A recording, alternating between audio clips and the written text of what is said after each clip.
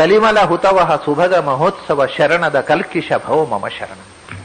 ಅನಂತರ 10ನೆಯ ರೂಪ ಕಲಿಮಲ ಹುತವಹ, ಕಲಿಯ ಕೊಳೆಗೆ ಇಟ್ಟ ಕೊಳ್ಳಿ.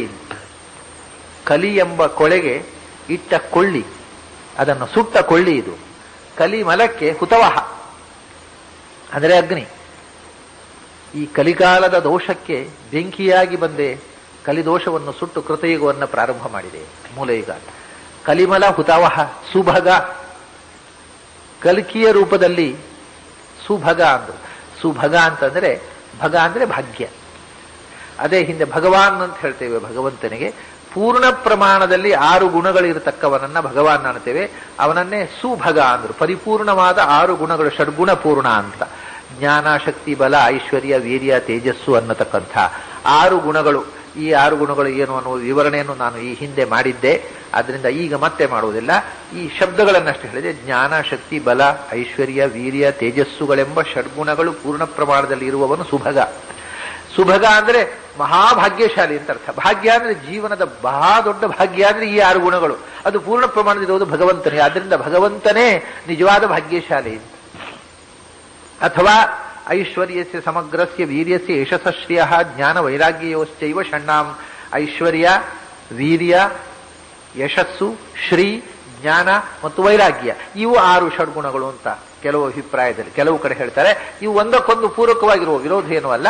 ಅಥವಾ ಜ್ಞಾನ, ಶಕ್ತಿ, ಬಲ, ಐಶ್ವರ್ಯ, ವೀರ್ಯ, ತೇಜಸ್ಸು, ಈ 6 ಗುಣಗಳು ಷಡ್ಗುಣಗಳು ಅಂತ. ಅವು ಯಾರಲ್ಲಿ ಪೂರ್ಣ ಪ್ರಮಾಣದಲ್ಲಿವೆಯೋ, ಇದಕ್ಕೆ ವಿರೋಧಿಯಾಗಿರತಕ್ಕಂಥ ತ್ರಿಗುಣಾತ್ಮಕವಾದ ದೋಷ ಯಾರಲ್ಲಿ ಇಲ್ಲವೋ ಅವನು ಸುಭಗ. ಅಂದ ಕಲ್ಕಿ ರೂಪವನ್ನು ಕೂಡ ಷಡ್ಗುಣ ಪೂರ್ಣವಾದ ಭಗವಂತನ ಸಾಕ್ಷಾತ್ ರೂಪ ಅದು. ಮಹೋತ್ಸವ, ಸುಭಗ ಮಹೋತ್ಸವ.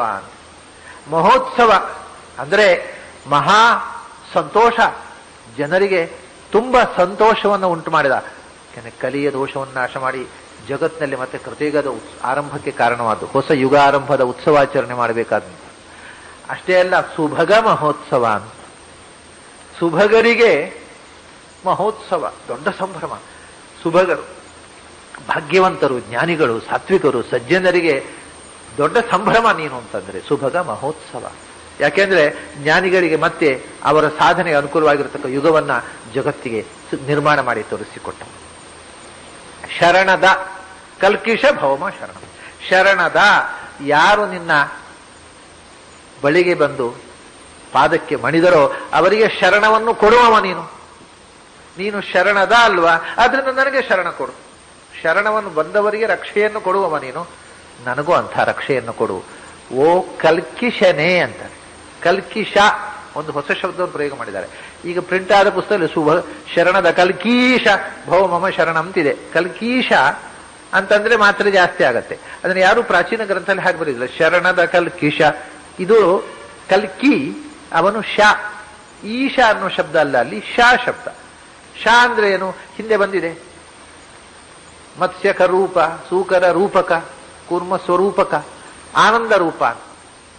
ಸುಖಮಯ ಮೀನ ಹೇ ಭೋ ಮಮ ಶರಣಂ, ಆನಂದ ರೂಪನಾದಂಥ ಮೀನ. ಹಾಗೆಯೇ ಕಲ್ಕಿ ಶ, ಶನ್ನೋ ಮಿತ್ರಶಂ ವರುಣ. ಶಂ ಅಂದ್ರೆ ಆನಂದ, ಆನಂದಮಯನಾದ ಆನಂದ ಸ್ವರೂಪನಾದ ಕಲ್ಕಿ, ಕಲ್ಕಿಶ. ಆನಂದಮಯನಾದ ಕಲ್ಕಿಯೇ ನನ್ನ ರಕ್ಷಕನಾಗು, ನನಗೆ ಆಶ್ರಯ ನೀಡು, ನನಗೆ ಶರಣ ಆಗು. ನನಗೆ ಶರಣ ಆಗುವುದು ಅಂದ್ರೆ ಭಗವಂತರ ಶರಣ ಆಗುವುದು ಅಂದ್ರೆ ಏನು? ಪರ್ಮನೆಂಟ್ ಆಗಿ ಭಗವಂತನಲ್ಲೇ ಬಿಡಾರ ಇರೋದು ಅಂದ್ರೆ ಮೋಕ್ಷ. ಅದು ಅದರಿಂದ ಶರಣಂಭವ ಅಂದ್ರೆ ನನಗೆ ಮೋಕ್ಷಪ್ರದನ ಆಗು ಅಂತ ಅರ್ಥ. ಅವನು ನೀನು ಶರಣದ, ನೀನು ಮೋಕ್ಷಪ್ರದ. ನಿನ್ನನ್ನು ಶರಣ ಯಾರು ನಂಬಿದ್ರೋ, ಯಾರು ನಿನ್ನ ಪಾದಕ್ಕೆ ಎರಗಿದ್ರೋ ಅವರಿಗೆ ರಕ್ಷಣೆಯನ್ನು ಕೊಡ್ತಕ್ಕವ, ಆಶ್ರಯವನ್ನು ಕೊಡ್ತಕ್ಕವ ಶರಣ. ಶುಭತಮ ಕಥಶಯ ಪರಮ ಸದೋದಿತ ಜಗದೇಕ ಕಾರಣ ರಮ ರಮ ರಮಣ.